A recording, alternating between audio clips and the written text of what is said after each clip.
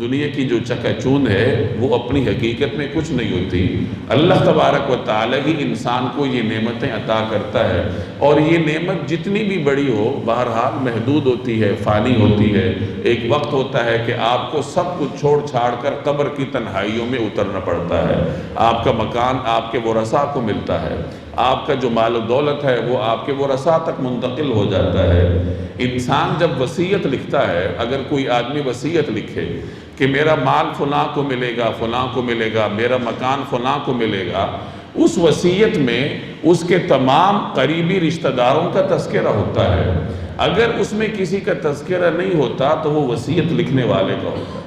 وصیت لکھنے والے کا اپنا تذکرہ اس میں نہیں ہوتا کہ میرے لیے فلاں چیز ہوگی۔ اس سے بڑھ کے اور کیا مثال ہوگی، کیا سبق ہوگا کہ یہ جو کچھ مال ہے یہ اللہ نے انسان کو استعمال کے لیے دیا ہے، اور جو شخص استعمال کا حق رکھتا ہو، حقیقی مالک نہ ہو، اسے یہ زیب نہیں دیتا کہ وہ اسی پر مطمئن ہو کر بیٹھ جائے۔